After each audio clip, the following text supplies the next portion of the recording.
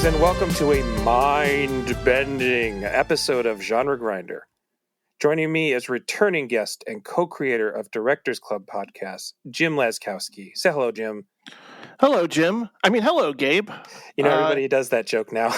Yeah, it's great to be back on your excellent show. Although for my Google Doc, I accidentally named it Genre Ginger for some reason. Maybe it's because when I first put that together, I was eating sushi, and it came with freshly sliced ginger. So yeah, because I don't know if I've ever had a redhead on. I guess I've had one person on I haven't met in person.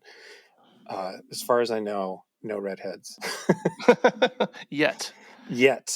Okay, so apparently the year 2022 is the year of esoteric, high-concept genre grinder episodes that get away from me a little bit.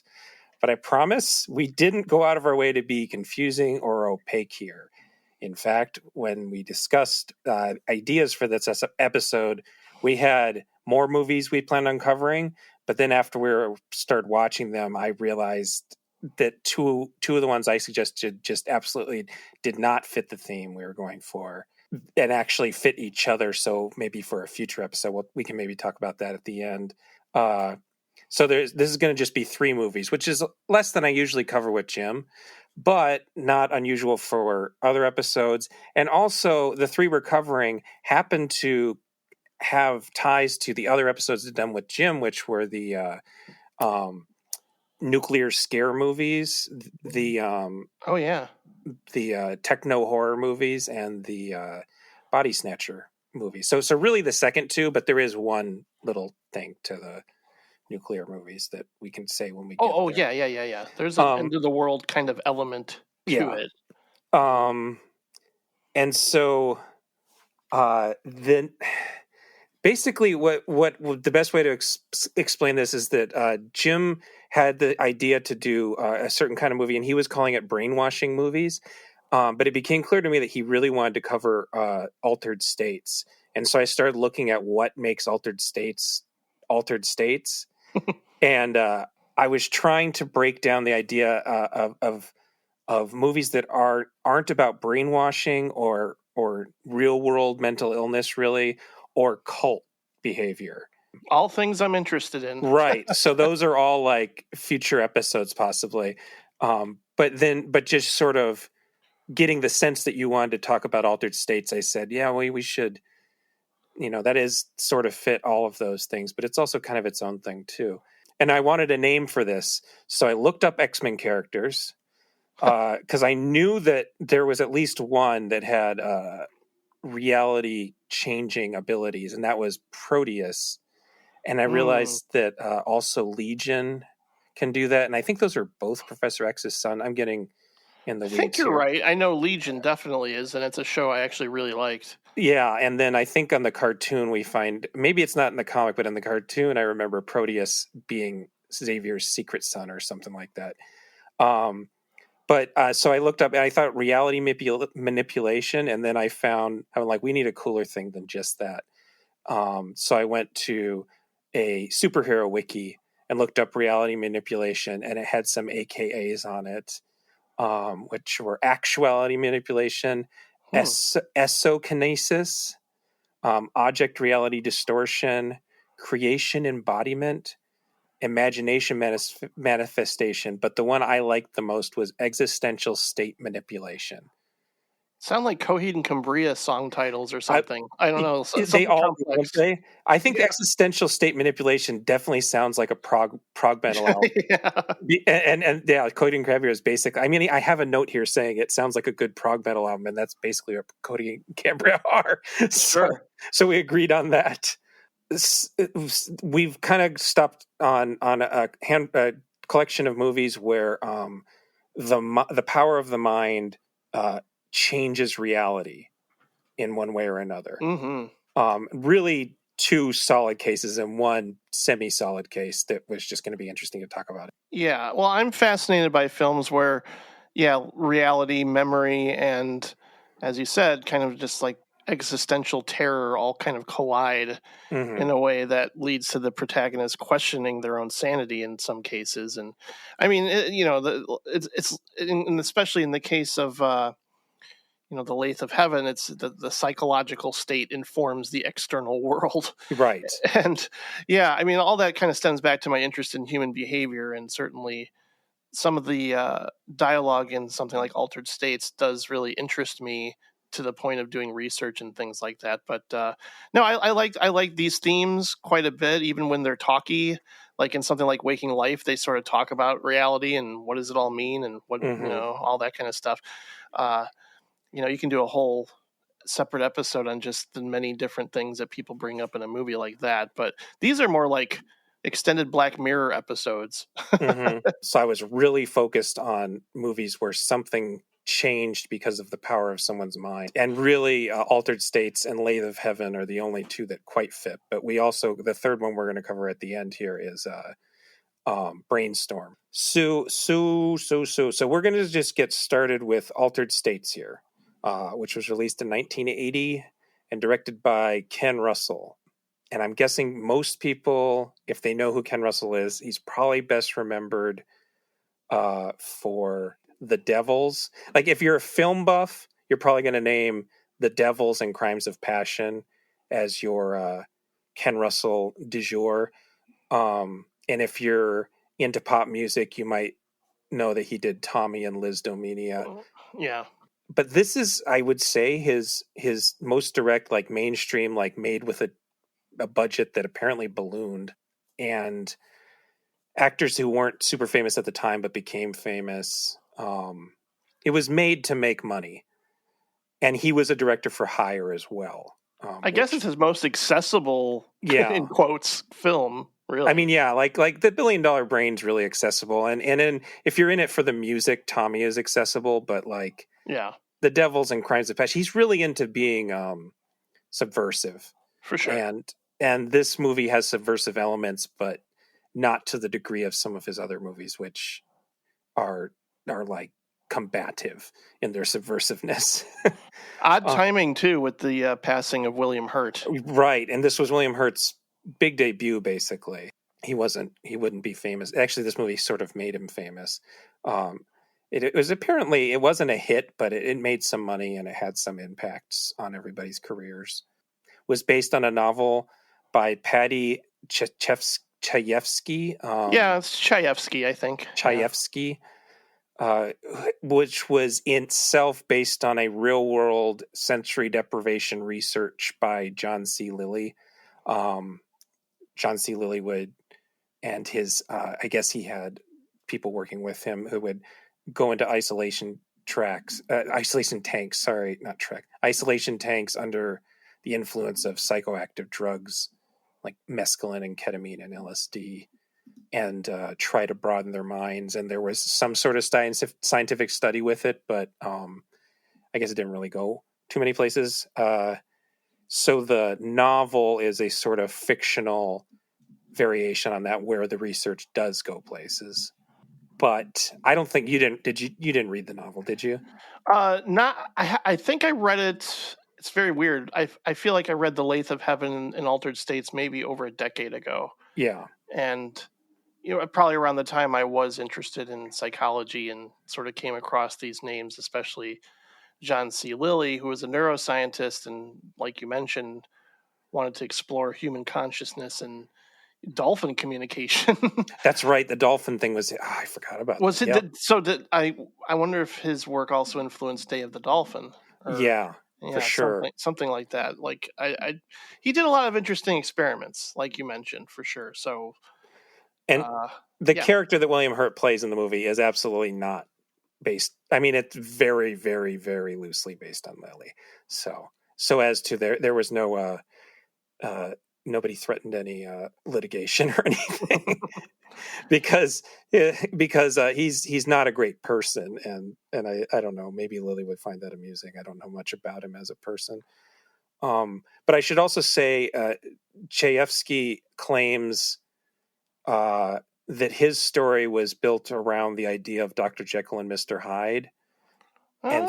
So he was sort of trying to make a modern sort of more like what's the term everybody uses now is elevated horror. He was sort of doing like elevated Dr. Jekyll and Mr. Hyde, giving it a different scientific slant and a more modern slant. Yeah, if all three movies were to come out today, they would be done by A24. And, Well, especially Lathe of Heaven. Jesus Christ, Lathe of Heaven would be. I'm surprised A24 haven't bought the rights for that, since people think it's never gotten a great adaptation. Well, we'll get to that. But Chayefsky also said that the movie ended up being nothing like what he wanted. And so he took his name off it. And I just assumed it was because Russell's a weirdo who wanted to make a weirdo movie. But apparently they started out okay together. And then I guess once filming began, they butted heads a lot. The funny thing is, in the interviews I found, it was actually Russell who was saying he kept on being handed concepts which were impossible to film. Huh. So that it was actually him that was the possibly, I didn't get much on Chayefsky's side of the story, but the idea that Russell was the one who was being normal is kind of funny to me. Yeah, no, I mean, Chayefsky, obviously he was pretty well known as a playwright and a screenwriter. I don't know if he wrote any other novels besides Altered States. But, his writing, especially with something like Network, is, very preachy and on the surface, and everybody sort of speaks the themes aloud. Yeah, he sometimes screams the themes aloud. Yeah, themes are very important to him, which is something I respect, actually. I quite like those really heavy-handed themes. Yeah, and I like it. I mean, I guess someone like Aaron Sorkin would go on to write in a similar vein. I mean, maybe not as wordy, but still, like, Chayefsky really definitely puts the ideas into the characters, and then you sort of absorb what they're feeling and thinking as a result. And I remember when I first saw this, I didn't know what to make of it. I think I was thinking it was going to be a horror film. Yeah, and it was. It's not really until like a certain point. Maybe there's like a werewolf transformation element later in the film. Yeah, it was actually. I realized I hadn't seen it since VHS, so I had never even seen it in its right aspect ratio. But I remember renting it in either late high school or college from some video store. It was always in the horror section. It was always at the front of the horror section. Maybe if the place had a sci-fi section, it would be there. It's not really either. I mean, I think that's the thing that makes it ultimately a very Ken Russell-like movie, even if it doesn't fit all his favorite themes, is that you can't fit it in a genre. I don't think any of his movies fit a genre in any comfortable way. The Devils is a horrifying movie, but it's also a satire, and it's also a melodrama. And something like Crimes of Passion is sort of sold as a erotic thriller, but it's really about people and relationships. So I think that's the thing that makes this a definitive Ken Russell movie, is that it's a bit horror, a bit sci-fi, a bit domestic drama. It's weird to talk about this in the same episode as Brainstorm, because I think they don't necessarily know how to wrap up their stories, and there's some tonal more with Brainstorm, which we'll get to, but I think just in terms of it, ultimately Altered States becomes kind of a love story in a way, with the way things wrap up, is like this declaration: as long as this person loves me, then I won't lose my sense of self. That whole final sequence. You know what? I was going to say, it reminds me of Cronenberg's The Fly, and I realized it came first. So part of me was, when it seems like the kind of movie Cronenberg would watch. So the idea of a central romance, a sort of doomed romance at the center of this mad scientist story. I think they're very similar, and I totally. But Cronenberg's ends as tragically as possible, whereas this one is actually a reasonably happy ending, even though it really does, for a lot of the movie, seem like William Hurt's character is just without redemption. Basically, he's I mean, I'm sure that if it was made these days, reviews would refer to his character as Spectrum, because he is very single-minded and he is very uncomfortable. There's an ongoing thing in the movie where she's, I should say, the woman, who plays her again? Blair Brown. Blair Brown keeps saying, "I love you." And he just cannot say it back. And he knows that it's not even like he's avoiding the discussion. It's like he's pointedly not saying it back and changing the subject. And it's so, it really seems like it's an impossible love story, but then it kind of comes together at the end after he has his molecular breakdown or whatever you want to call it. Yeah, I think there's a certain personal element to his character that, now speaks to me directly. And when he talks, it's kind of funny that they have this really deep intellectual conversation after having sex, and even she comments on, like, what are you thinking about right now? And he talks about the passing of his father, and basically he loses his belief in God. And I think essentially he loses his faith in love and being loved. Yeah. As a result of that loss to some degree. And by the end, he sort of realizes, oh, I do love and I can be loved. And that's sort of what saves him from becoming, the basket case creature. Yeah. There's moments where I'm like, wait a minute. Belial. He's a little Belial-esque. Yeah. Which also came out after this, actually, just barely. But I think Basket Case was 81. So yeah, I think you're right. Yeah, it's weird. Yeah, and if this was made by Cronenberg, boy, he would really emphasize the body horror even more so than like seeing his gorilla feet in the shower or something. It should be. So what the idea is that he does these experiments in isolation where he goes hours and hours and hours in isolation tanks, and the thing that makes it sort of sci-fi horror and adds that sort of Jekyll and Hyde addition is that regular drugs aren't working, and so he discovers that there is a native tribe that has, I mean, it's supposed to basically be peyote as far as I understand, but it's like super powered peyote that actually brings you to a primal state. And so he finds his primal state and literally turns into a caveman, and goes on a rampage. And so that's the part where, and then at the end of the movie, he's like going too far back, and it's actually creating like a vortex of existential crisis, basically. I also wonder if John Landis had seen this movie. Well, that's what I was going to say, is that the effect of him turning into the caveman and later of him sort of becoming a fetus, I guess.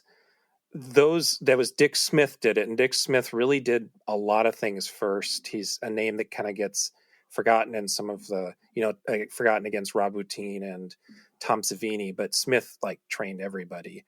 And so within the next year, you have Bottin doing The Howling, and what's his name doing American Werewolf in London, with similar effects that use bladders and stuff.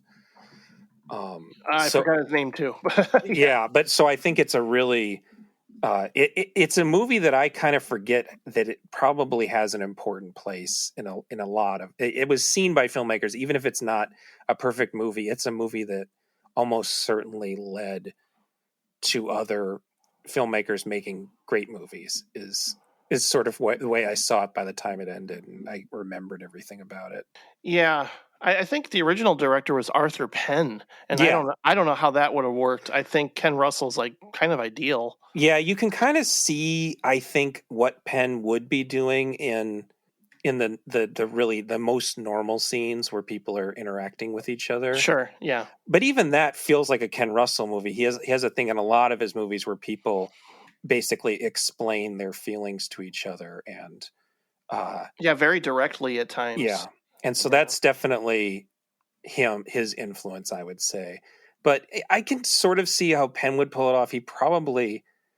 I can't imagine Penn doing these sort of collage layered kind of nightmare scenes, like when Hurt's character is sort of going into the deepest recesses of his mind, or however we're supposed to be seeing it. I can't really imagine Penn doing that. But no. You know what? I was trying to think of something that had come first that it reminded me of, and it, weirdly enough, it was actually Exorcist II: The Heretic, which is oh wow, a relatively awful movie. But it has these. It was John Frankenheimer, I believe. It has John Frankenheimer. It has these scenes of or was it John Borman? Oh no, you're right. It was Borman. Yeah. So even weirder than John Frankenheimer. Yes, It was John Borman. So Borman was starting this sort of freaky deaky stuff that he really went into with Zardoz and stuff like that. So I can see some of that influence, specifically because Exorcist 2 has these scenes where Regan is hallucinating, trying to she's also being put in an aggressive memory situation. And isn't it by Louise Fletcher? Oh yeah, you're right. So then Louise Fletcher also then appeared very shortly after in Brainstorm. That's funny too. Yeah. So I mean, like, there's all these. So I do think Exorcist 2 was an influence on this movie, at least from the way Russell shows the hallucinatory elements, the way he cuts it together, and like it's another thing I might want to compare it to is the way Sam Raimi does stuff in the Evil Dead 2 and Army of Darkness.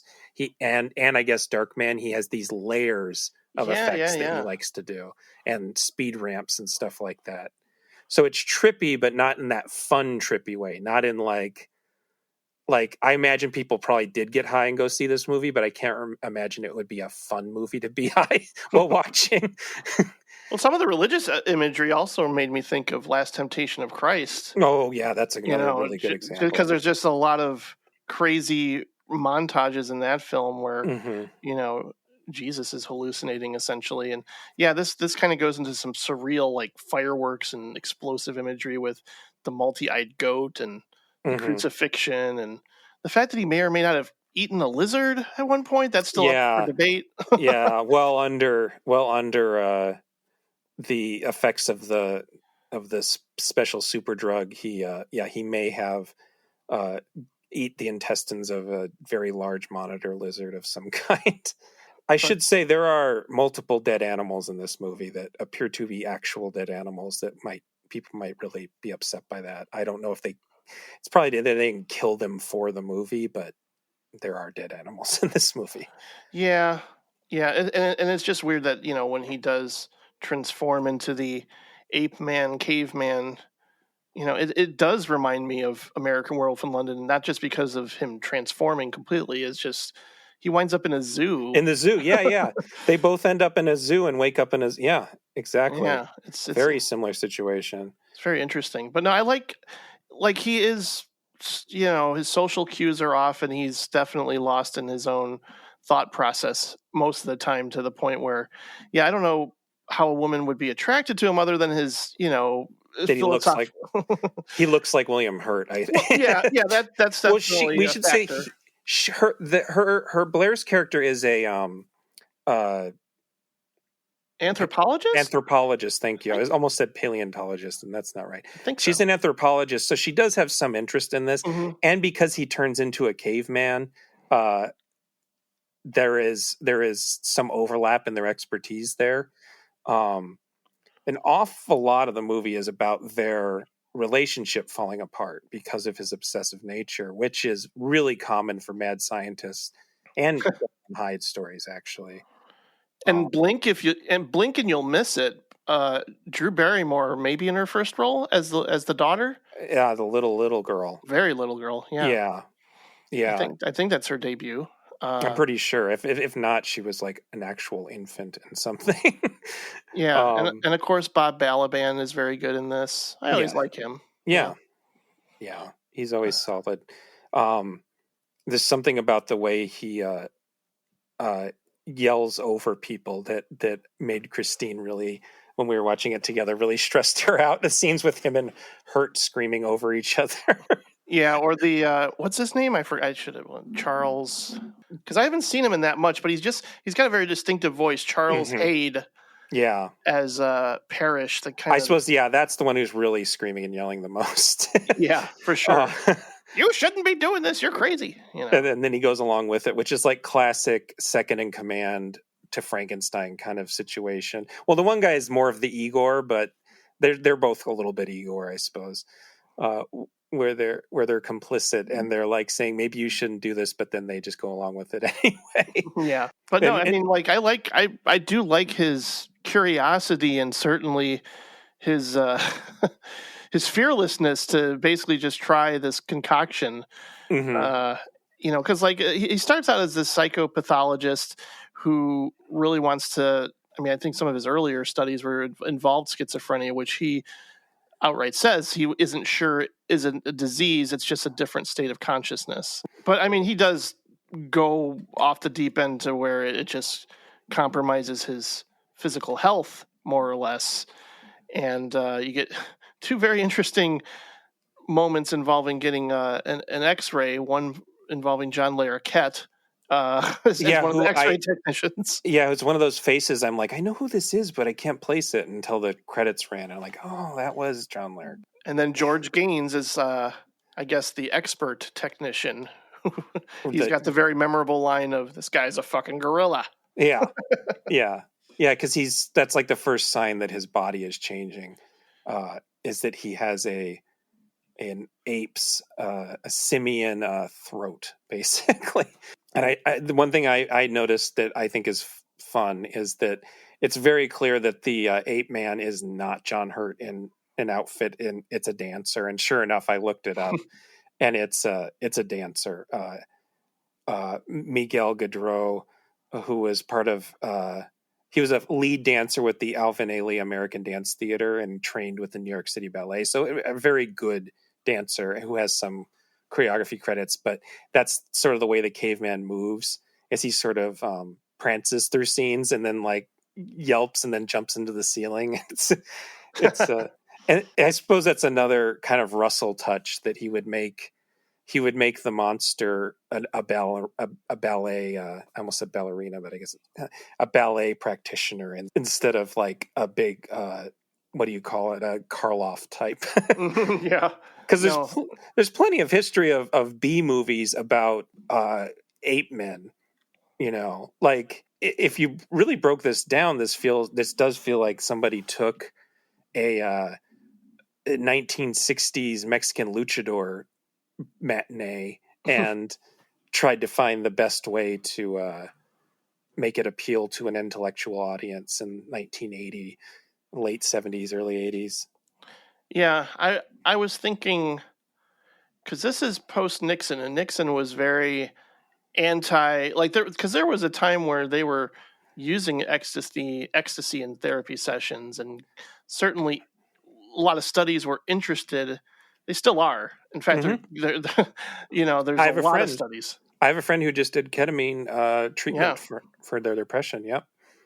Yeah, I've been very curious about that, and certainly like ayahuasca and various substances that are akin to mushrooms, or psilocybin for sure. I know that people who've done it, they say they don't necessarily change, but they get a different perspective on things. Yeah, I think, but from my understanding, it was that they were trying to use it to cure stuff like schizophrenia when it actually is more helpful for depression.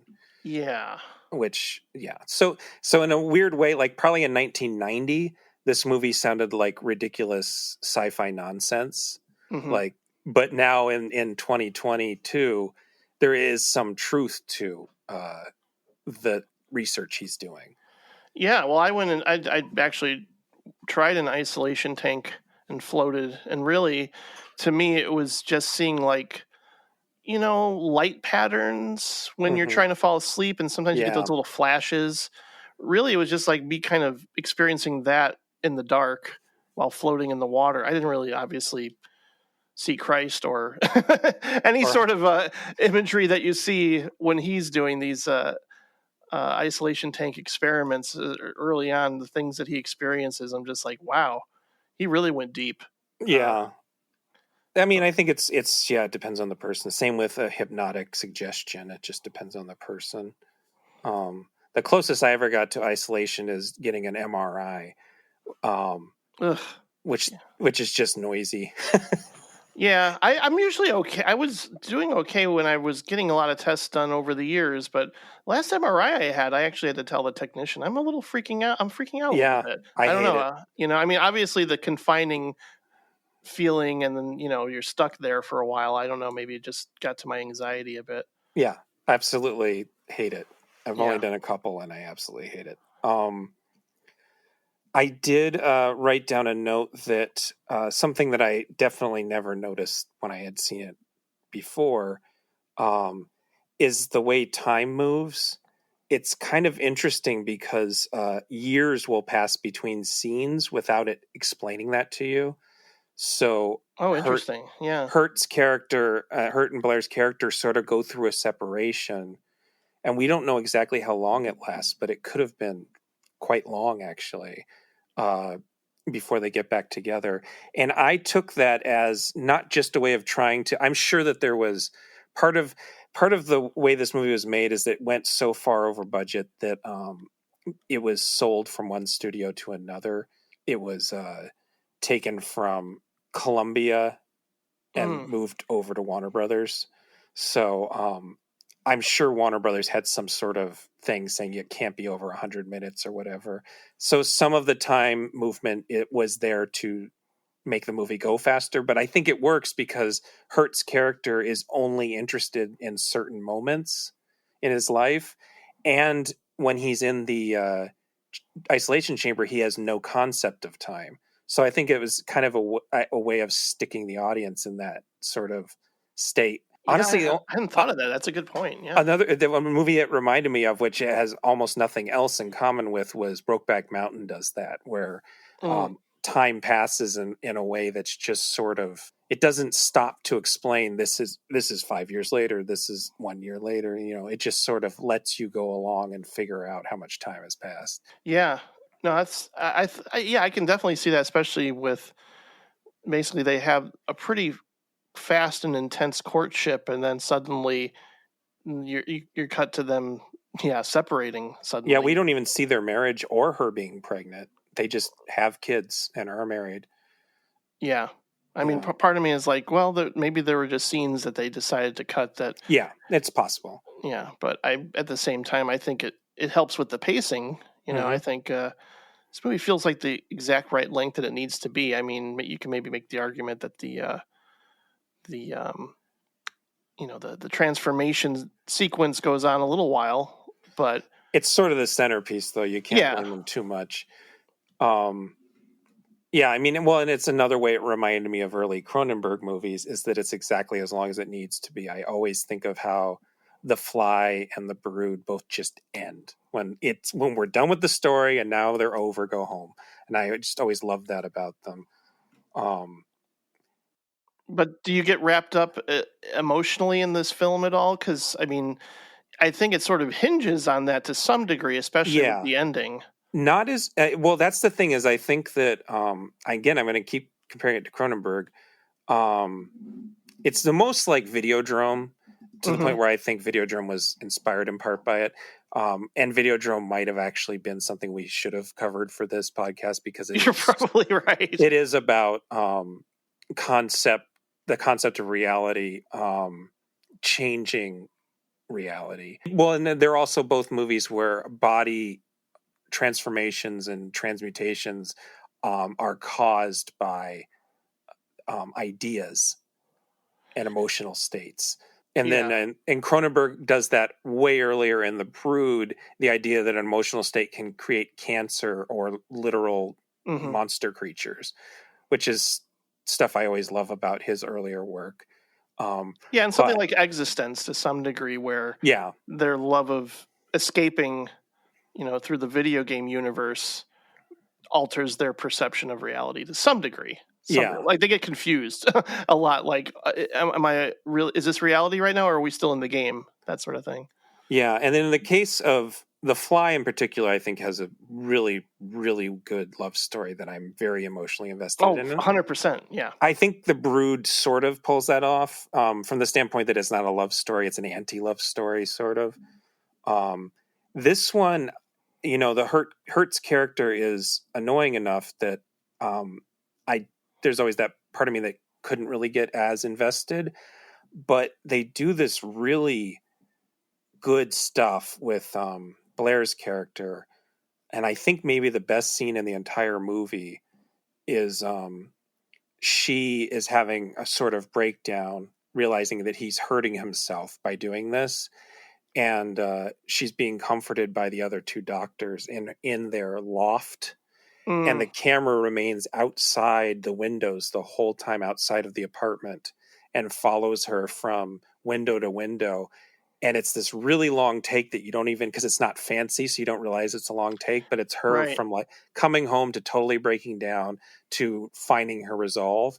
Like that scene really got me emotionally invested in her at the very least. So I will say that. Yeah, I think she's really good in this film. I mean, William Hurt is great too, especially for a debut when you think about it. It's pretty amazing.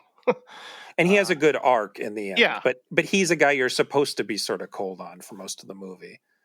Yeah, because he's really just interested in what he's learning and doing, and no time to be a father and a husband, really. And I think people can relate to, certainly when there are characters that are very obsessive to the point of losing themselves. We all have experienced that to some degree, where it's like, oh, I just spent the whole day doing this fun, creative thing that I love doing because I'm so fascinated and interested in it. So anytime, like obsession is portrayed in these movies, I totally get that. But he's kind of a dick, and William Hurt, I guess, in real life was also a dick. Was also kind of a dick.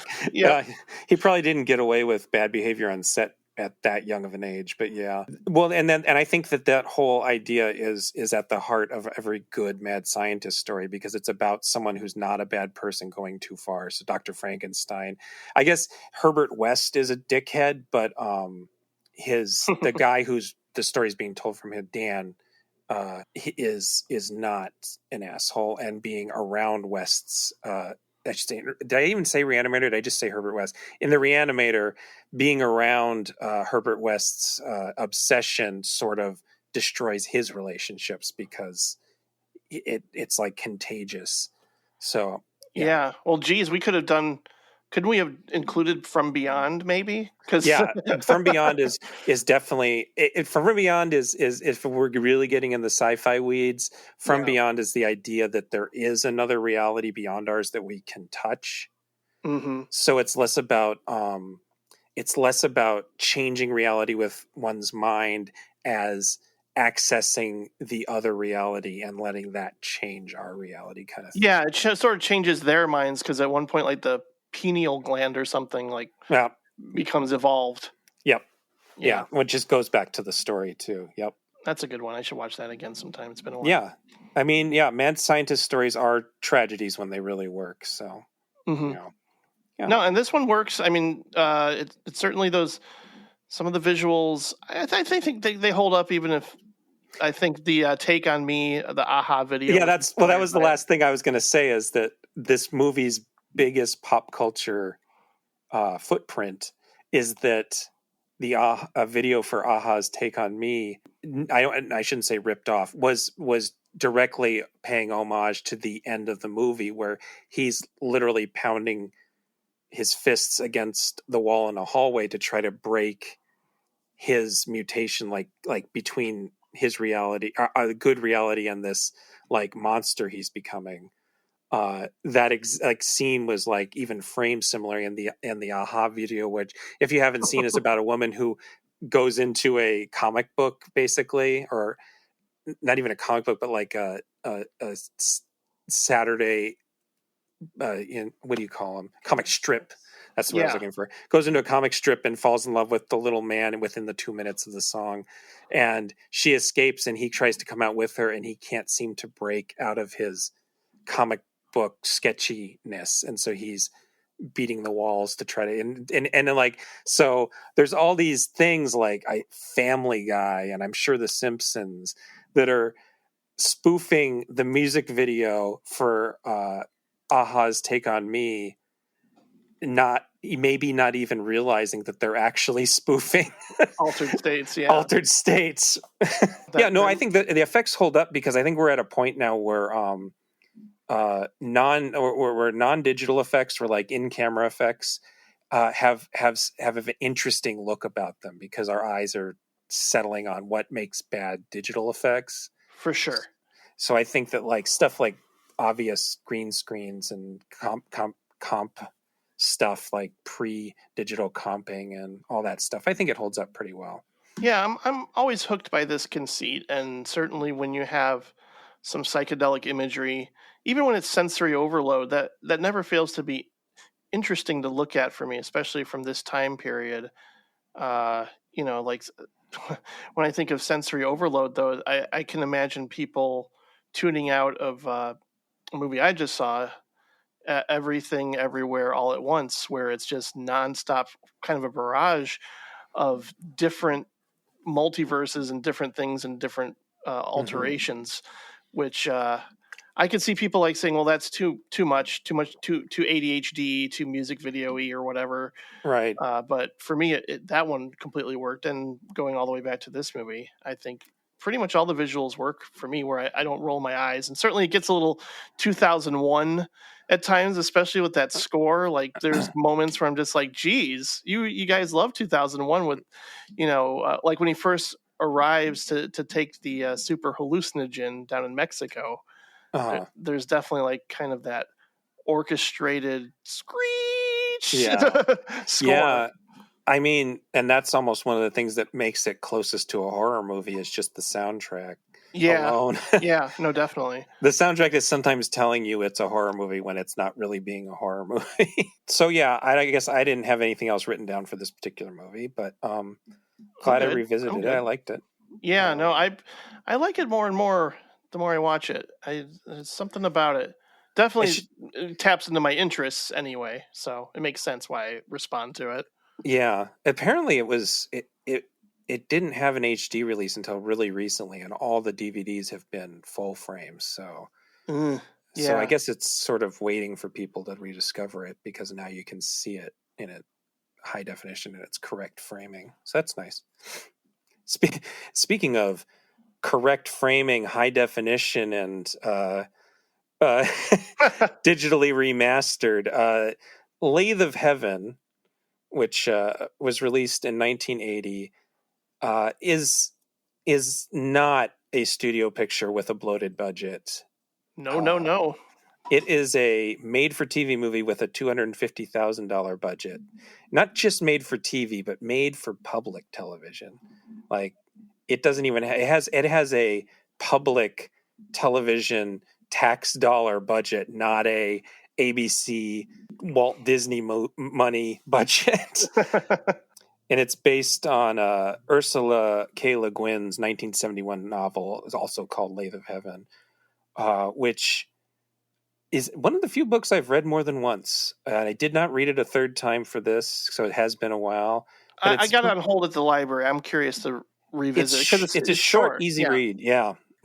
And it's just a really interesting, good book that is completely unfilmable, really, if you do it by its her standards. But I guess she was brought on as a creative consultant. They really wanted her input. This co-directed, I guess, by David Loxton and Fred Barzy, who were pioneers in the video art movement, which Jim might not know this, but we've covered on Genre Grinder because Patrick and I covered a shot-on-video horror movie called Night Sucker about an evil baby fetus that was also made by important figures in the video art movement. Wow.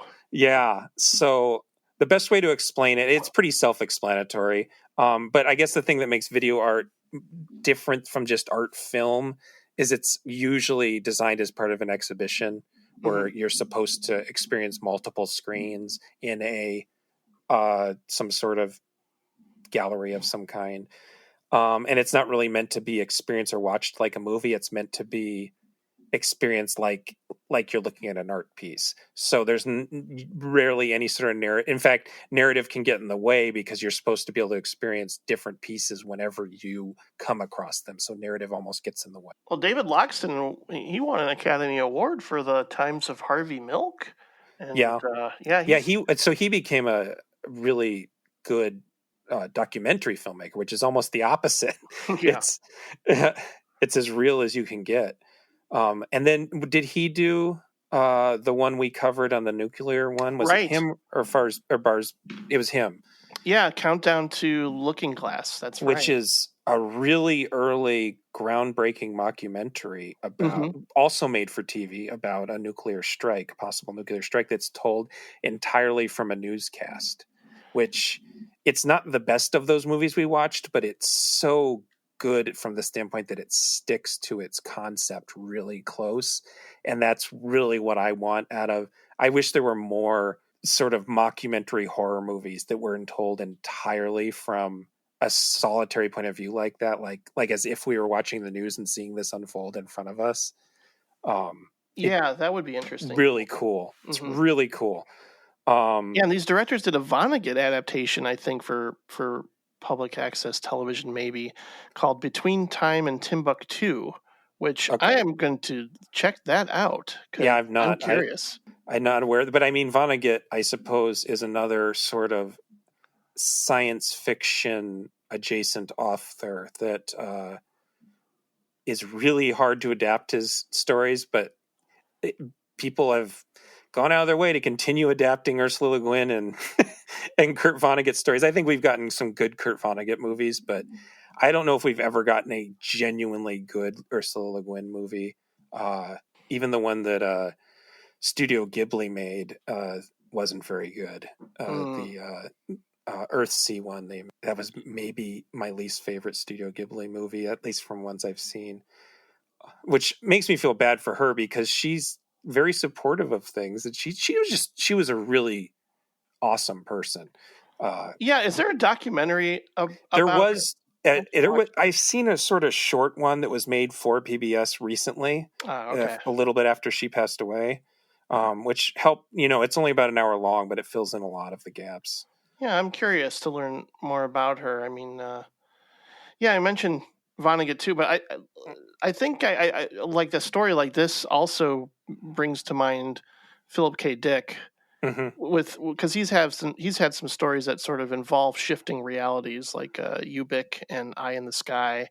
Yeah, but like he just wrote from a position of complete hopelessness and despair at times. And there's something about Le Guin's thing that isn't hopeless, but is definitely negative, I guess is the way I would put it. It is not. It does not assume the best of humans. Sure. Which I think is like, I would say. I mean, maybe I haven't read enough of her books to say for sure, but it does seem sort of like a theme that you can't expect the best from humans, but sometimes they can surprise you. Yeah. I mean, I guess I'd have to have someone who really we'd have to talk to a literary person about this. So I won't try to speak too much to her, but it's a great book. And apparently this was very popular.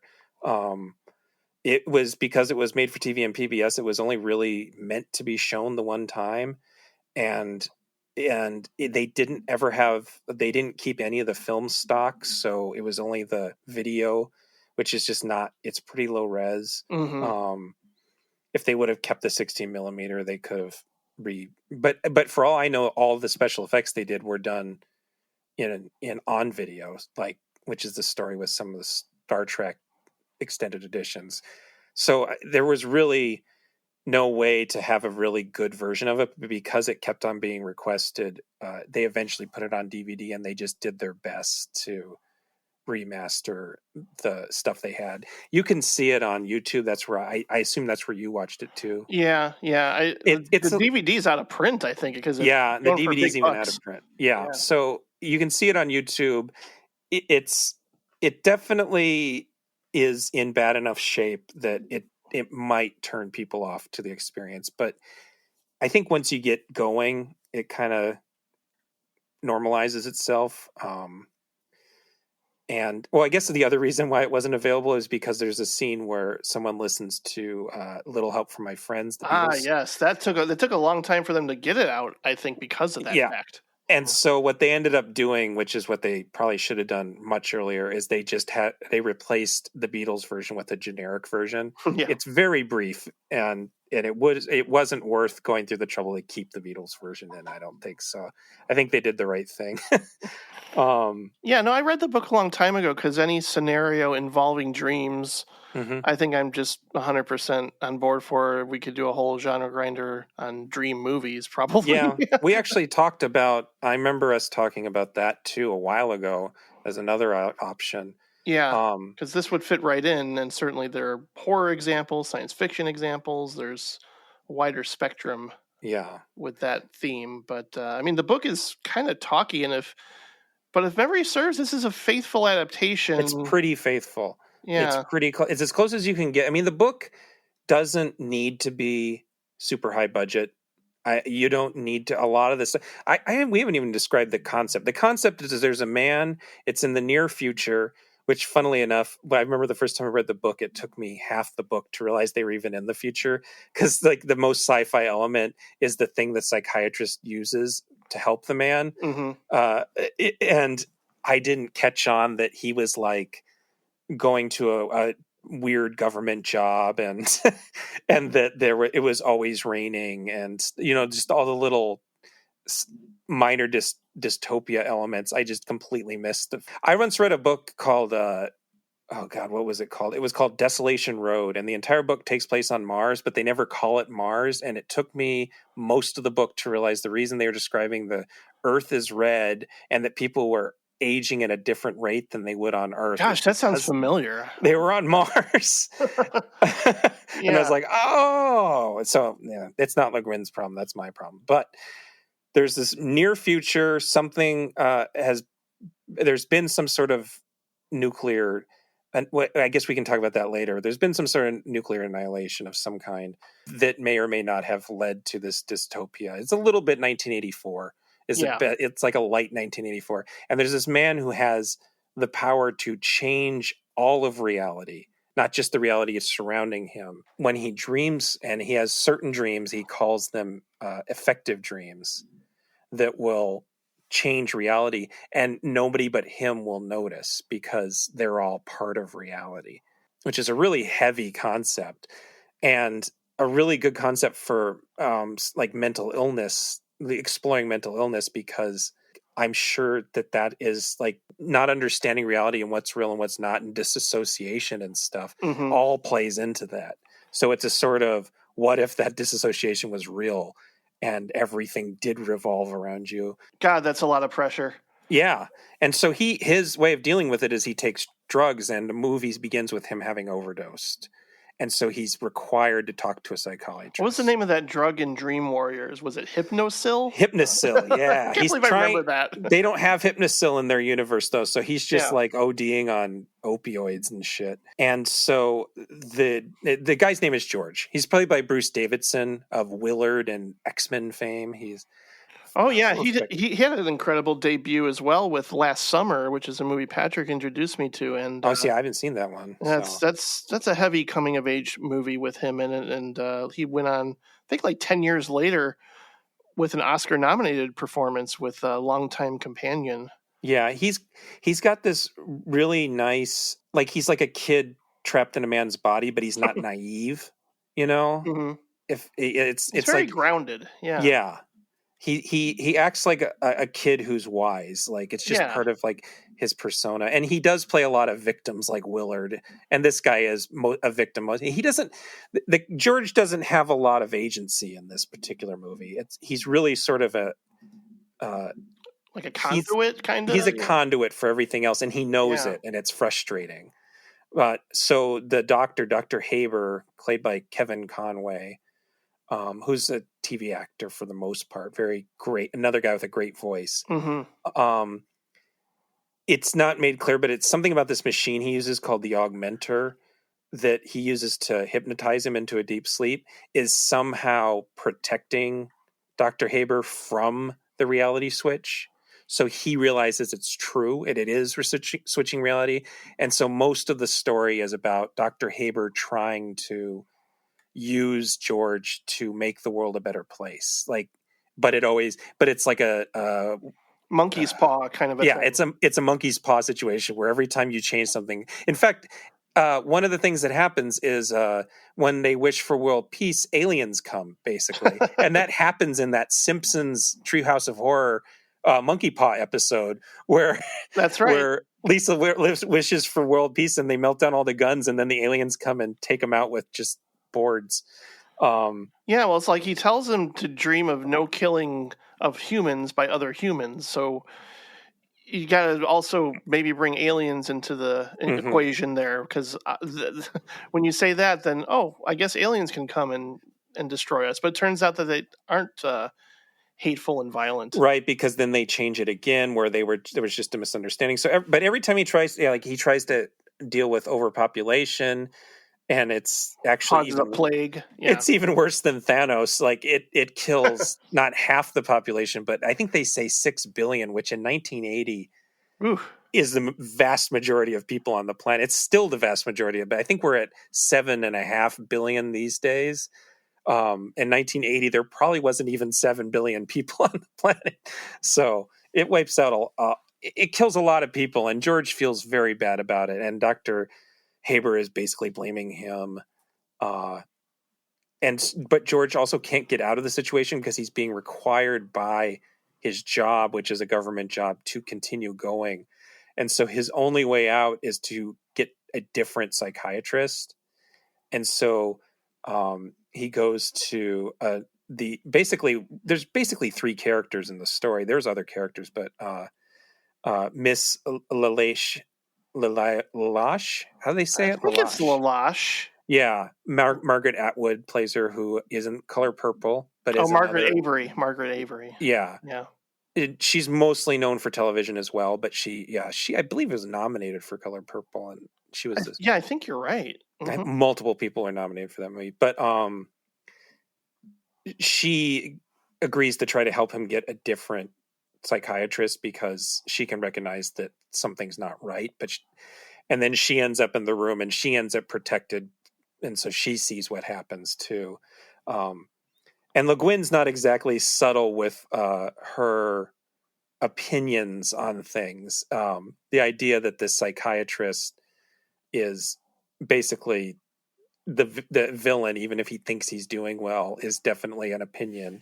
And they say something clever about the psychiatrist actually cashes the checks. I wrote this down. Neurotics build castles in the sky, psychotics live in them. And then she looks at him and says, and psychiatrists collect the rent. I thought that was a great line. Yeah, for sure. But it's also not exactly subtle because Miss, she's not a doctor. Lalash is a black woman in otherwise mostly white movie, and she's specifically a civil liberties lawyer, not just civil liberties lawyer. It was clear that, especially in 1971 when it was written, there was a very clear message being sent there. So, I thought it was really smart to maybe make the doctor not necessarily like this power-hungry villain, at first. I mean, he's kind of trying to create a better world. Yeah, it's a sort of gradual. He's a person who can't take he wants to take responsibility, and then when something goes wrong, it's not his fault, which is, the way a lot of responsible figures actually work. Mm-hmm.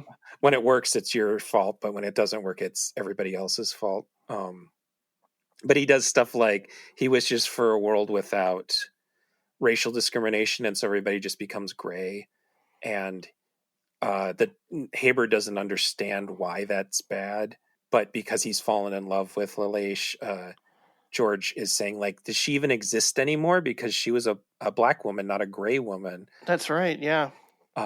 If you really wanted to get into it and bend it towards modern politics, he's sort of a neoliberal, with good intentions at heart, that isn't really doesn't have enough experience outside of his own bubble to really understand how to make the world a better place. Well, I think it's frustrating for him because he can't control what his dreams are, and that would be really annoying to sort of have all this outside influence to where, even because we have enough issues while we're awake with having control over our circumstances or our job or whatever. So we're sometimes it's like, I look forward to dreaming because at least that's all mine, and who knows what it's going to be, and it's going to be probably messed up and weird. And sometimes it's like, I get to watch the movie in my head, but for him, it's got to be really difficult to relinquish control to somebody else, and I think we all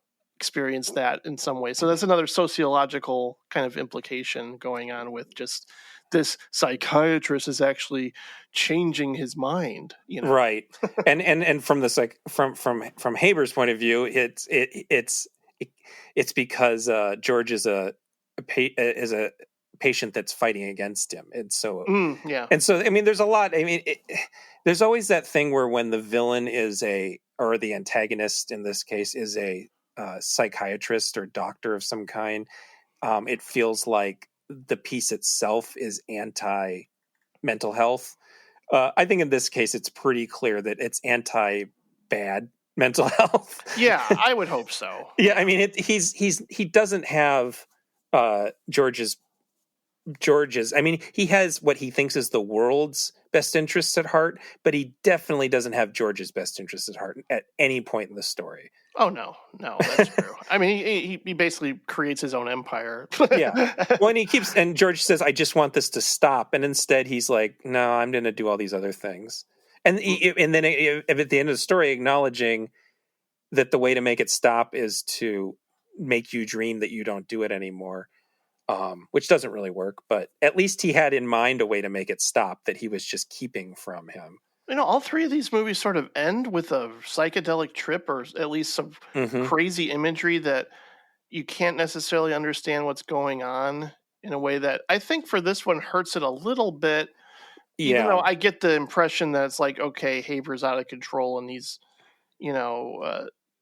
reality is just becoming this mishmash of different things, and it's becoming like a nightmare that they're both experiencing and fighting together, and in the end George wins and things get back to normal, but Haber winds up kind of a wheelchair bound. I think the catatonic state or something. It's another superhero thing where a supervillain will try to steal powers and can't control them and ends up basically killing themselves, or at least decommissioning themselves. He tries to steal the power. It doesn't work. George fights back. And it's because they had no budget. I think most of the money, other than paying the actors, went into finding really cool locations around Dallas that looked futuristic, and then going and buying a couple, or probably more likely renting a couple furnishings, and then renting a whole lot of blinky lights. Sure. Yeah. Well, props to the location scout, because at least that building does look futuristic. That his institute, his dream. I didn't look it up, and I know it would take me too long to figure it out now. But I wonder if that's the same building that's in RoboCop, where OCP. It looks very similar. They're both Dallas. I bet it is, or it's at least an area of Dallas that has a lot of brutalist architecture like that. So RoboCop took place in Detroit, but it was filmed in Dallas. Correct. Okay.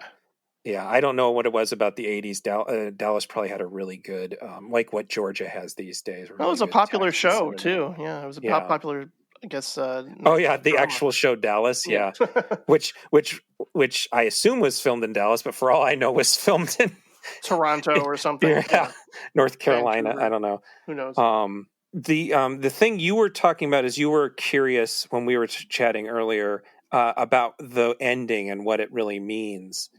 And I guess if I read the book too, maybe I would get a clearer sense of it just being okay, things work out for him, everything's fine. I guess the way I read it was that it sort of breaks reality, but we end up with a patchwork of all the different versions of things. The thing that breaks that is there's no gray people we see, but I vaguely remember gray people being a thing at the end of the book, but the aliens are still around and they're just sort of. Oh yeah, they're friendly servants or something. Yeah, right? not even like he works for one of them. Oh yeah. It's his boss at like an antique store. Right. And so like there's more people, but it's not as populated as it was. There's one like it's I don't know if they have weather. That's a big thing. The first thing he changes is he makes it sunny instead of raining all the time, and it actually is worse because it's always hot now. So that's and then then the doctor has fried himself, but has just enough left that he can acknowledge the guy. I don't know if that doesn't mean George is going to continue to have dreams and mess things up and that he just has to live with it, or if that last confrontation like burnt out both of their powers. I don't know. The story has to have an end. It's not a comic book. You can't just start a new arc. You don't introduce the villain having survived knowing that he'll be back again for another episode, Right. No, I would assume that George no longer has the power and he can just live peacefully now. Yeah. That seemed to be what it was getting at. Yeah, that's kind of what I assumed, and certainly it's it wraps up really well. I mean, you do have to get past some of the dated effects, those alien spaceships. I've saw cited in a couple of pieces as looking like hamburgers, and remind me of the Langoliers. Yeah, it's mostly lights, so I think it gets away with it a bit. And then the aliens themselves are mostly like a sort of shell that the alien lives in, so they only really needed to build one. So I mean, it's a little old school Doctor Who, but it's not quite that bad. Yeah. No, you can get past it and enjoy the movie for its themes, and it's similar to something like the Butterfly Effect, because like in the Butterfly Effect, his flashbacks change reality. I think it's more time travel based. Yeah, that's right. He keeps going back in time in his brain, and he can sort of alter reality that way as opposed to dreams. Yeah, it's similar. And so but his altering of reality is more local, where somebody won't be born, and then that will lead to a lot of things, whereas this is like just the entirety of reality changes. Like you get the feeling that if George dreamed about dinosaurs would just come back. Yeah, that would be scary. Like I don't want some of the things I've seen in my dreams to actually be reality. Absolutely not. And so then the question I have, and I think it's a little bit different from the book, but the movie begins with a nuclear explosion and George waking up from it and walking away and falling over. And what he tells Miss Lalache is that he thinks what happened is there was a nuclear explosion and then he got radiation poisoning and he fell asleep before he died, and that helped reboot everything. But the impression I had that's not really covered is that his overdose might have been what caused the nuclear explosion, or at least he caused it. That's what I was thinking, actually. He caused a world where we all died in nuclear fire, and we just got lucky that he passed out before he died so that he rebooted it again. Yeah, that's what I was thinking was the case. I can't go back to the source material to confirm. Yeah, but he keeps mentioning how no one else remembers the day in April. I think it was the day in April, whatever he calls it. He keeps saying he's the only one who remembers, and it just seems like it's implied that he might have caused it. Yeah, and it ties back to when we covered that, post-apocalyptic or nuclear holocaust kind of world that opens this movie. I was like, ooh, yeah, this is kind of a perfect bridge. Yeah. Including the directors, like we mentioned, too. It's interesting. I guess the directors also did another PBS made-for-TV kind of thing with Raul Julia that I believe became one of the more notorious MST3K episodes, Overdrawn at the Memory Bank, which I think I've seen but don't remember too well. Very similar kind of thematic material going on involving memory. Yeah, it's a little surprising that there is nudity in this, actually. That's right. I've made for PBS, but it had nudity. But I think you were always allowed to get away with a little bit of tasteful nudity on PBS. The only other note I have is that if you do a Google search for this movie and the actors come up and there's pictures of the actors, there's a picture of Frank Miller, the comic book author, comes up as a cast member with photo. It's a completely different Frank Miller. Google's just confusing names. He is not in the movie. It's a different guy who's a TV actor. It's not the speaking of RoboCop, the writer of RoboCop 2 and 3. It's a different guy. No, but there was also I didn't even bother to watch it just because all the reviews were so bad, but they tried this again in 2002. Yes, they did. With Lucas Haas and James Caan and Lisa I Bonet. believe that one was Sci-Fi Channel, I want to say. It looks like it. Or it says A&E. A&E, okay. Well, because Sci-Fi Channel did a terrible, terrible version of Earthsea that Le Guin absolutely despised, and rightfully so. They like whitewashed it, and it was bad. And it just didn't have the budget. Earthsea is something you need a kind of budget for. I think you can't pull it off.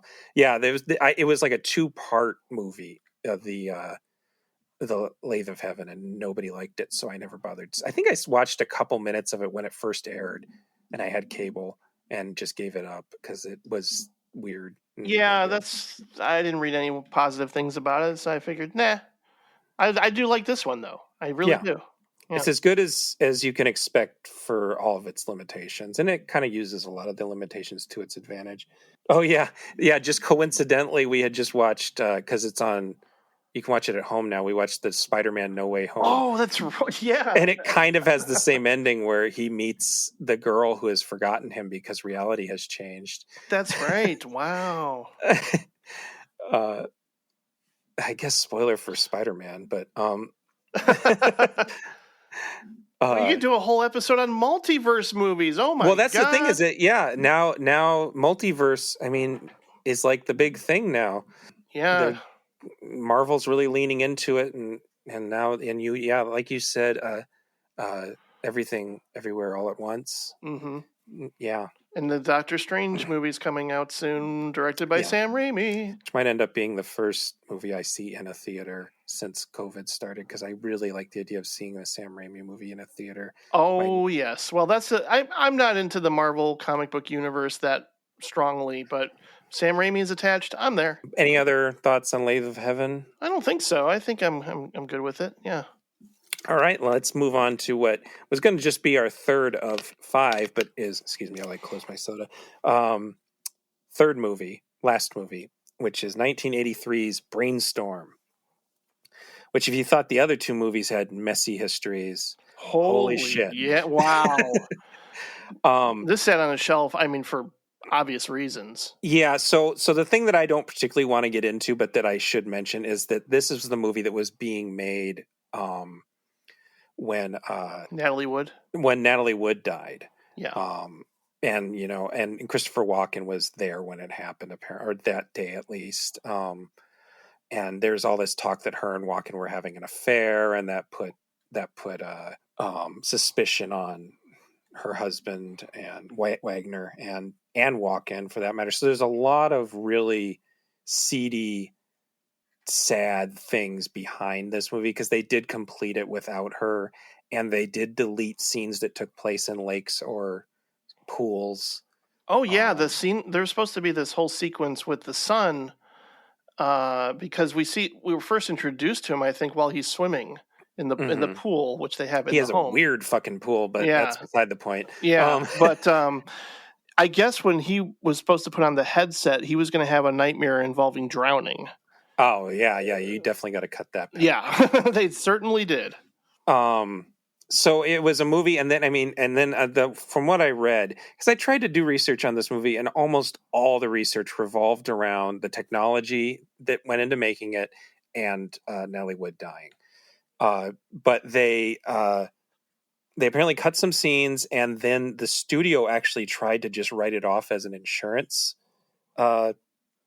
thing. Like they're like, okay, we can't release this movie now. But the director had a Douglas Trumbull, I should say, director, had something in his contract that meant they had to release it. So it did get a release. and so it was notorious for that reason, and people really didn't like it. It was a huge flop, but that was probably going to happen anyway. And it got really bad reviews for the most part. But I'm the weirdo who kind of likes it. I mean, I know it's a mess, but here's the thing: it fits with what you and we always have at least one piece of shit that we try to reevaluate and end up coming down pretty good on. The Body Snatcher episode we did, The Invasion and Impulse, which are both really not liked movies that we found some value in, I think, for sure. And for the techno horror episode we did, Ghost in the Machine, which was a little harder to like, but I still think we ended up kind of finding value in that too. So I was actually really looking forward to us covering another sci-fi movie that is mostly hated that has some value to it. So I just remember having a conversation with Keith Gordon, and I don't remember which movie we're talking about, but he sort of just brought up the fact that, Brainstorm's not a very good movie, but it has some very interesting things, including the ending, which he kind of likes. I think I do. I've warmed up to it more, whereas before I was like, it's kind of hokey. I don't know how I feel about the ending, but now I kind of like it anyway. And, there's just interesting things throughout this movie involving simulated experiences. But here, I don't want to bury the lead. I need to ask you, do you think James Cameron ripped this movie off? Because it is so much like Strange Days. Well, and so here's the thing. We know James Cameron, and so hold that thought. Put a pin there. Sure. Douglas Trumbull was mostly known as an effects guy, but not just he was directed the effects sequences in Blade Runner in 2001, I think. And he created technology. He was more than just an effects guy. He was at the front of everything. And so this movie, he had himself, probably working with other people who didn't get so much credit, had created a high frame rate 70 millimeter filming apparatus, way of printing film that actually would have been even higher frame rate than what we ended up getting with stuff like the Hobbit movies. Oh yeah, and that Ang Lee movie he did with long walk, long halftime walk. Some guys Billy Lynn's long halftime walk. Yeah. So this was the late 70s, where he had this idea, and he apparently made a couple test movies, and this was supposed to be a showcase, above everything else. This was meant to be a showcase of this technology. And the idea is in the movie, people are recording experiences basically, under, and then you can experience someone else's whatever. So, they're doing really simple things in their lab, going on roller coasters and stuff like that. Yeah, and then at one point though, I'm like, how did they do that truck driving off the cliff? Yeah, I wondered if a guy just died. Yeah, right. So yeah, that's the idea behind it. And so he was going to use this high frame rate 70 millimeter film for those scenes, the within the mind scenes, and then shoot everything else in 35 millimeter. And he couldn't, for whatever reason, probably cost, do the high frame rate, but he did shoot them all in 70 millimeter. And the frame rate, the framing, not the frame rate, the framing actually changes between them. Unfortunately, the version I watched was in standard definition, and it wasn't. It was zoomed a little bit. Yeah, well, it wasn't the 235.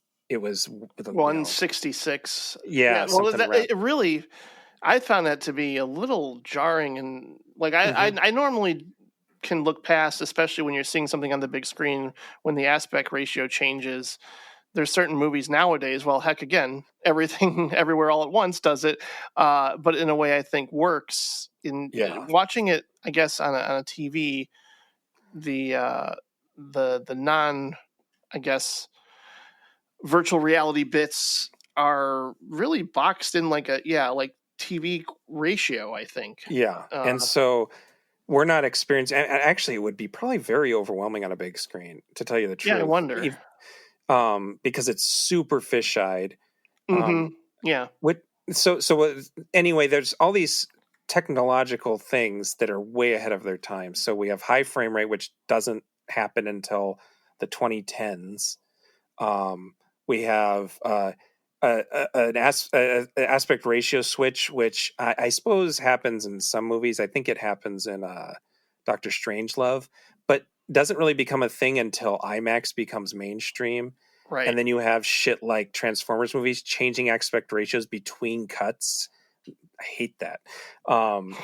Same thing happens with some of the I think that the version of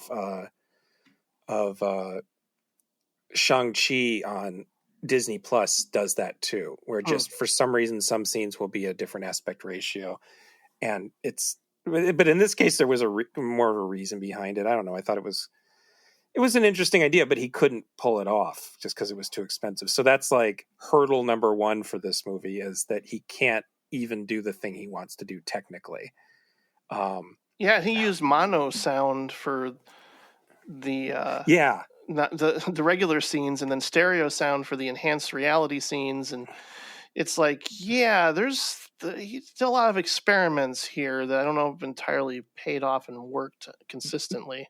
Even in standard definition and misframe, that part at least worked on my TV, is that suddenly you'd be in stereo. And also the idea that it's fisheyed is how virtual reality headsets work now. I mean, we don't have virtual reality. Yeah. We just have visual virtual reality. But I'm sure they did research into what it would look like if you were wearing a headset. But so it's a very uncanny movie. And I'm not sure it's always on purpose.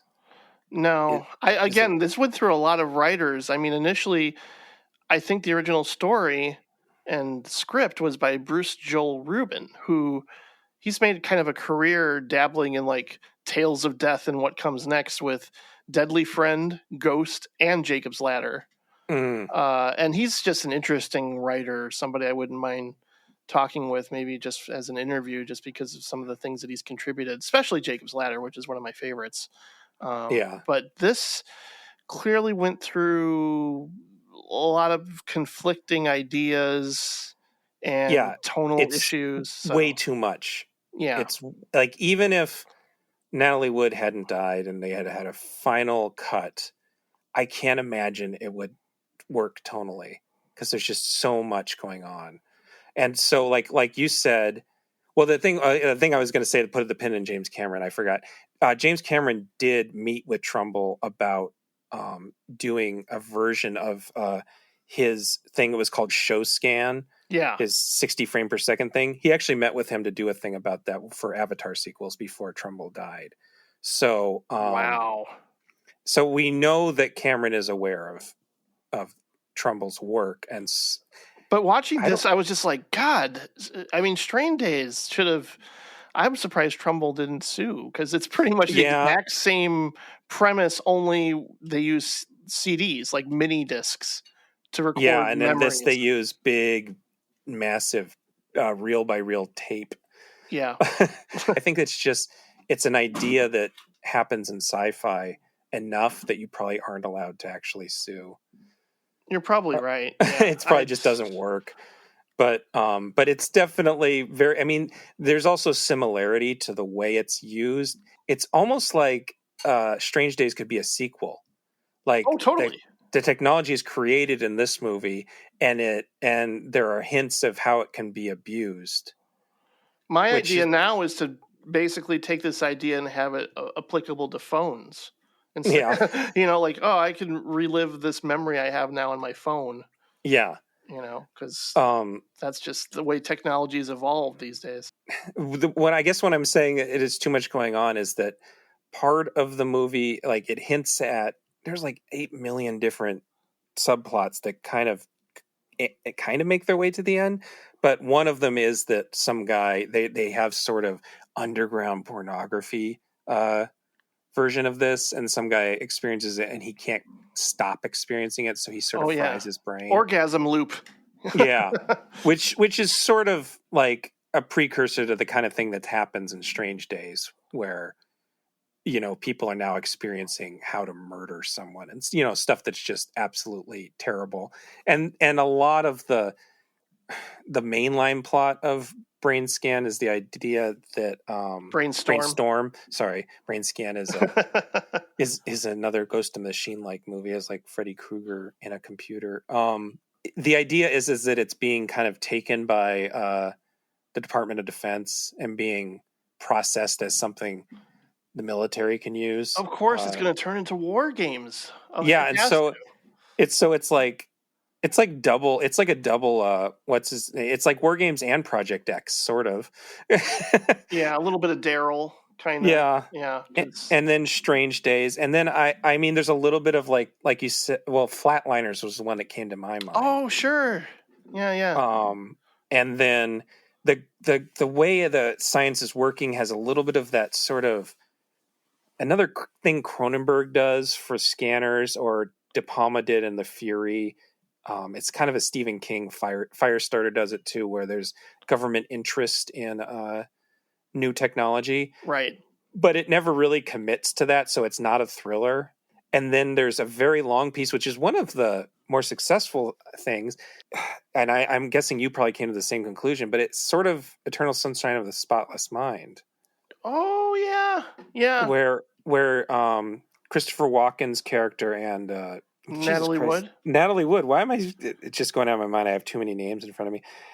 Where the two of them, they've also separated. It's something it has in common with Altered States, and he sort of accidentally experiences her memories of him, and so goes out of his way to record her memories that are more good. They're good memories. They're not just because they've just recently been fighting as a couple, and they sort of rekindle their relationship through being able to experience each other's thoughts, which would be enough for a movie on itself.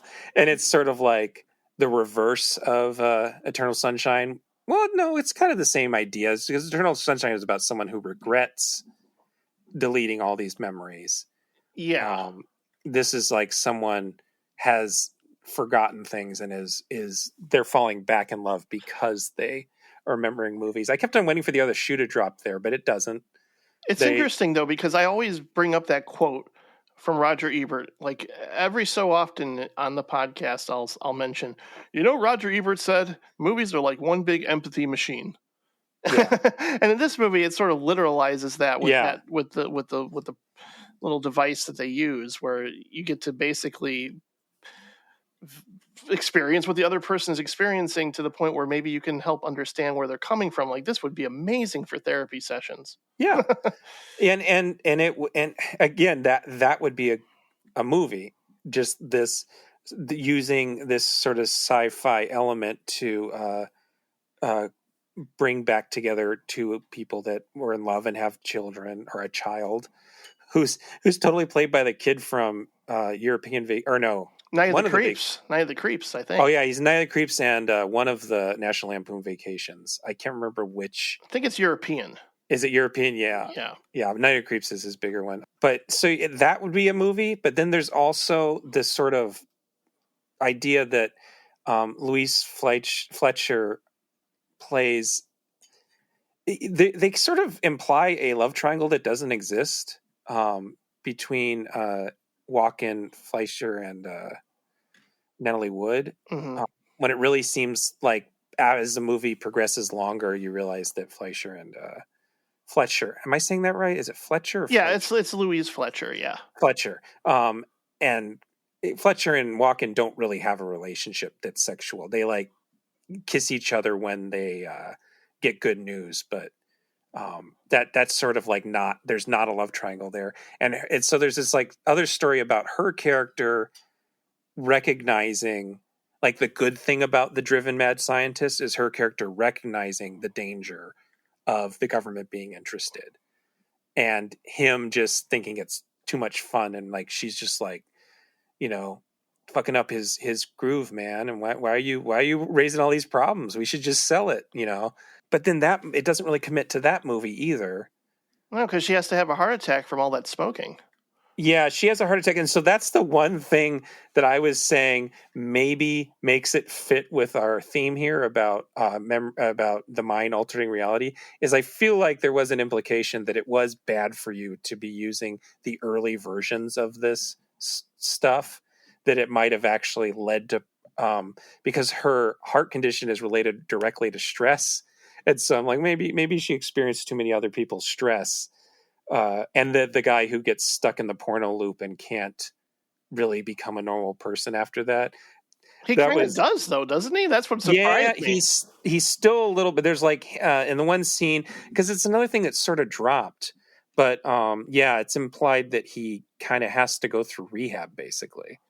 Yeah, for his porn addiction, man. So then there's also this indication that it's going to be a horror movie. Because the government has created a psychotic break simulator for some reason, and after Fletcher dies, I guess Walken realizes she was right, and he sort of goes a little too into it, and so he experiences it, and then his son accidentally experiences it, and so it's sort of moving towards the idea that maybe it's going to drive people insane and there'll be violence, but then that doesn't happen. Then we never even see what happens to the son. We just know he's in the hospital. Yep. So that line is sort of broken. And then the whole last, I don't know, 20 minutes of the movie is this slapstick techno heist. Oh my God! Yeah, that sequence at the manufacturing plant where I guess they're mass producing all these devices, or at least they're producing them for the military so they can use them for, evil means, I guess. But it becomes so comical and silly. Like the security guards are like slipping in these soap suds, and it's like what are those movies about the little robot? That Number 5 Alive. Oh, short circuit. Yeah, it's like becomes Short Circuit, where it's all this machinery like freeze. Yeah, like the cop is like freeze. I'm like, what the hell? What movie are we in all of a sudden? Yeah, it's so, and then it just sort of ends there, probably because they weren't able to shoot any more footage with Natalie Wood. I guess the idea of Christopher Walken's character needing to experience the afterlife is kind of interesting, and that's sort of how it ends. But I'm pretty sure in the original version that he was supposed to die. Yeah, he ends up not dying.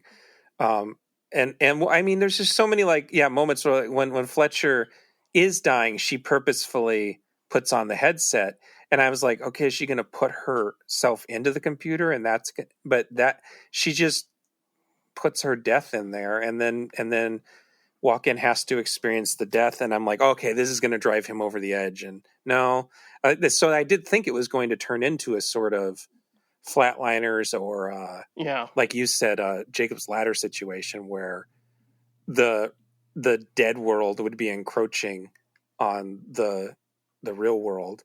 But no, it just turns into a techno heist with slapstick scenes. Yeah, it's kind of disappointing in that regard. It's almost like they didn't have enough faith in their ideas, and there's just so many ideas. There's at least 5 movies. There's at least 5 movies here. Yeah, and it's kind of sad because there's a couple that I really want to see explored more thoroughly and less messy. But I mean, like the ending is interesting. Like her soul kind of goes through galactic space, and we see her join these butterfly or angel-like organisms. Mm-hmm. And I guess it's his way of experiencing what she experienced, but also now I know what it's like to die. I don't know. It's kind of an interesting way to wrap things up. It's just, just everything that came before it. It just doesn't make it feel satisfying in the end. It's more of like, there's so much potential here, and I want to see it all kind of come together. But it's clear that I think even Trumbull himself didn't know how to handle this material. Mm-hmm. But he's great at effects. The effects are actually Yeah. pretty great. Throughout. Yeah, I really like the big giant sets. Before they get like a streamlined version of the headset, they have this fucking. Another thing Cronenberg might have taken is in Videodrome they have a similar headset, and that came later. So, well, wait, no, around the same time they happened upon the idea around the same time. These just astronomically goofy, hard to use headsets that are recording brain information. I like that stuff. Well, and nowadays too, it's interesting they have the transcranial magnetic simulation or stimulation devices that I even think it's gotten to the point where you can actually buy one and it will help your brain at home. Yeah, I mean, I don't know, but I can't remember because they say they're trying to cure schizophrenia in the first two. Actually, it comes up in Lathe of Heaven as well. Oh, interesting. Is the idea are we curing schizophrenia or is it a sign of something else? I don't think they ever mention mental health as a reason. They're when they're talking about how they don't want the military to take over their thing, they don't really have much of an alternative other than fun. It seems like the whole reason they've made this thing is for fun, and so I want to ride a roller coaster without leaving my home. I mean, sure, that'd be great. And most people would probably be into the porno aspect of it. Yeah. But it's sort of like they don't really have a bigger plan for it. They just wanted to make this thing. They don't want to change the world or anything like that. They just had this plan.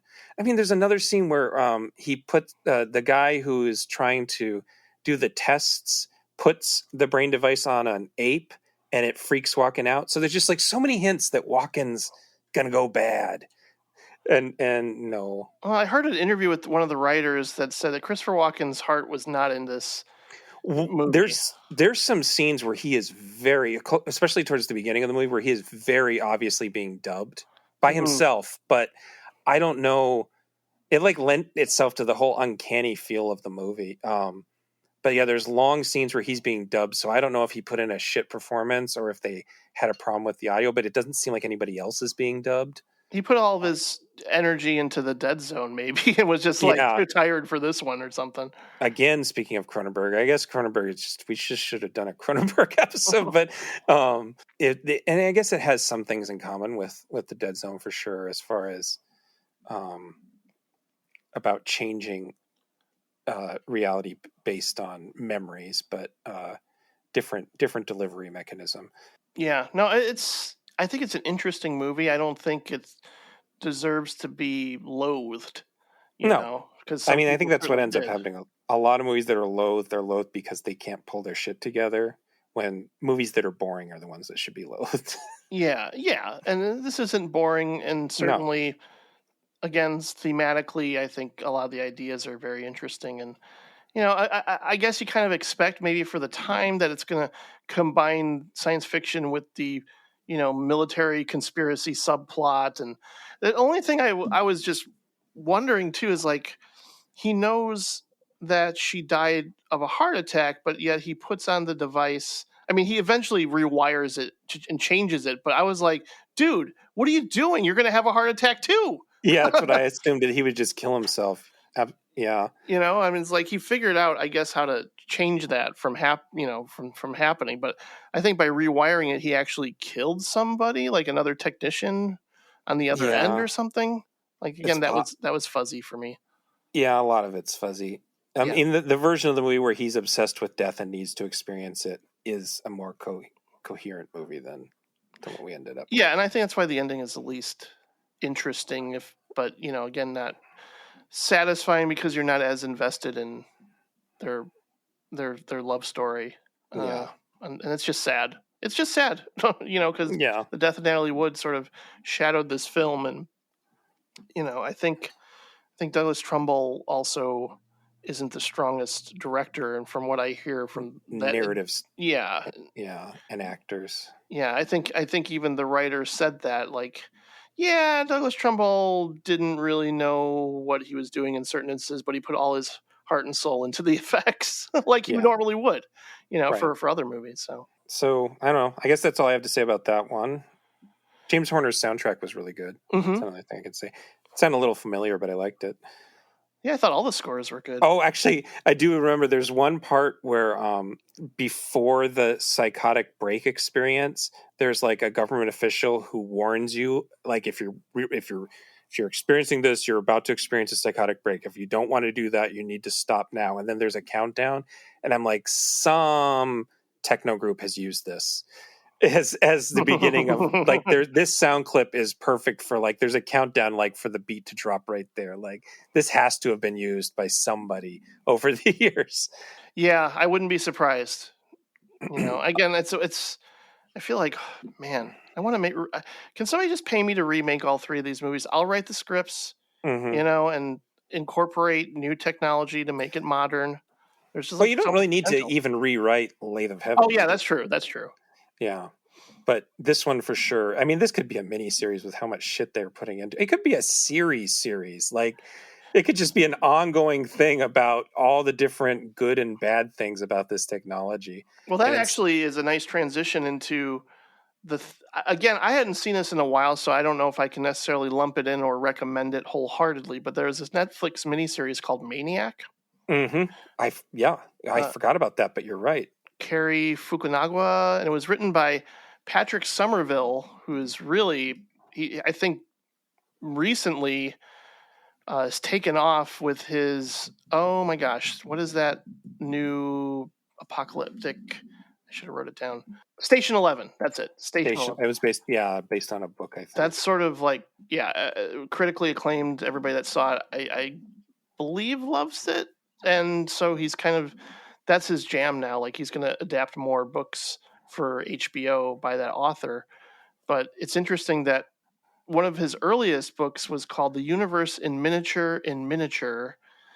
And one of the stories in that book, is a collection of stories, is called The Machine of Understanding Other People, in which a man is given a helmet that lets him experience the inner worlds of others. Isn't that weird? Yeah.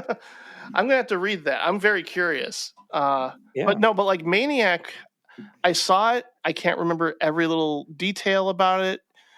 It just involves the pharmaceutical industry. Yeah, I liked it. It was one of those love it or hate it kind of things, if I remember right when it first came out. But yeah, I liked it too. It was really stylish.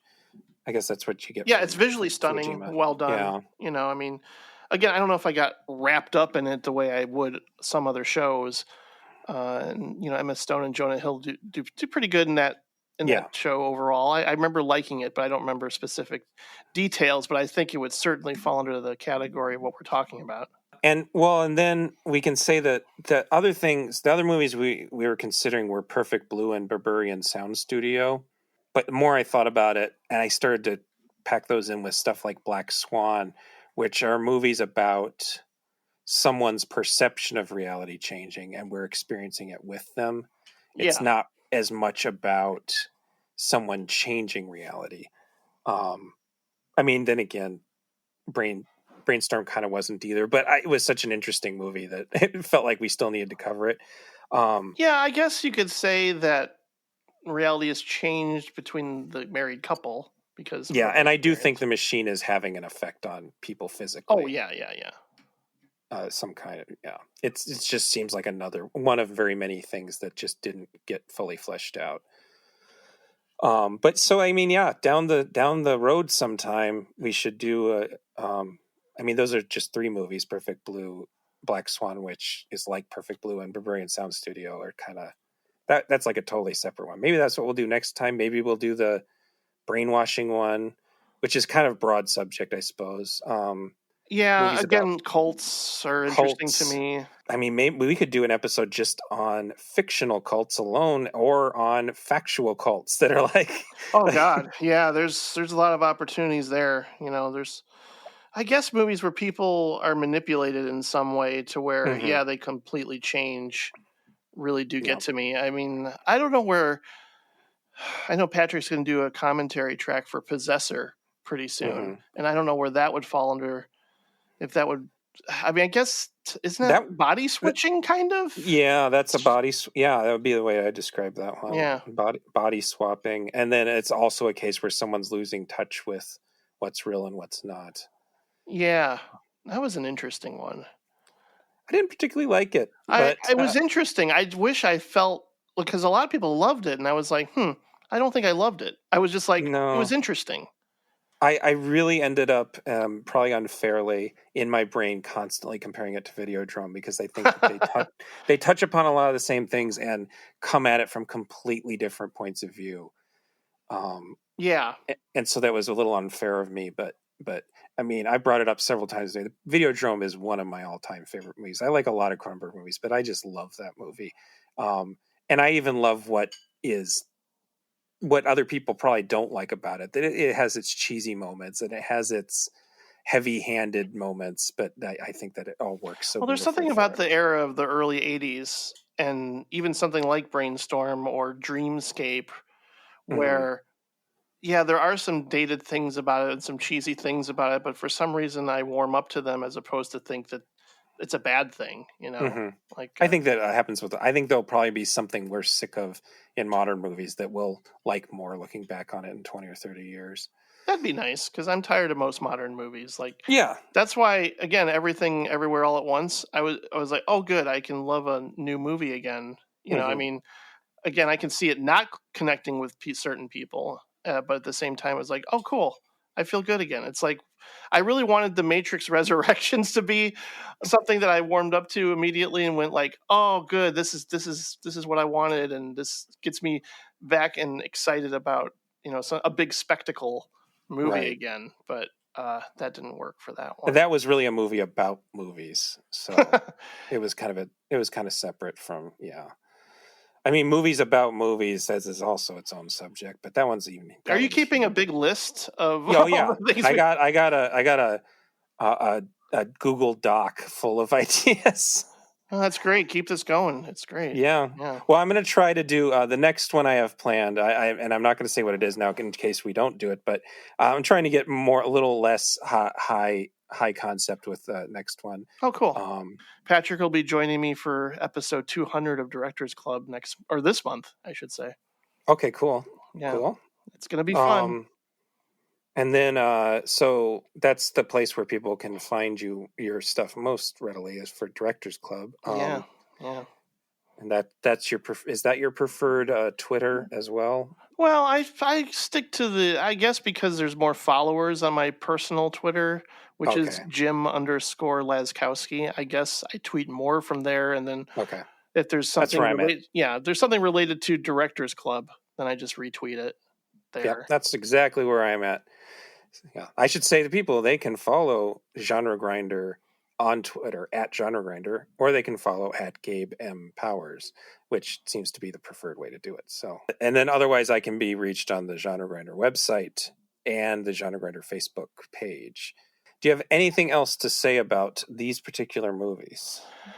I don't think so. I think they all should be seen, and I understand if you don't click with them, or at least certain aspects of them, but I'm glad we embarked on this topic and this journey, and certainly we could have done Fassbinder's World on a Wire or Strange Days and lumped it in pretty smoothly, but it's hard because like a lot of these did have overlapping themes that we've covered before, and certain things we might cover again. That's part of I think the idea that that without even meaning to, you and I keep having these episodes that kind of tie together is really interesting and fun. Agreed. So, thank you for having me. I'll sign off too. I'll see you guys when I see you guys. I'm not exactly sure when. Have a good move. Yeah. Wish me a good move, and always remember Black Lives Matter. In a few moments, you will have an experience which will seem completely real. It will be the result of your subconscious fears transformed to your conscious awareness. It can be extremely harmful and result in severe trauma. You have 5 seconds to terminate this tape.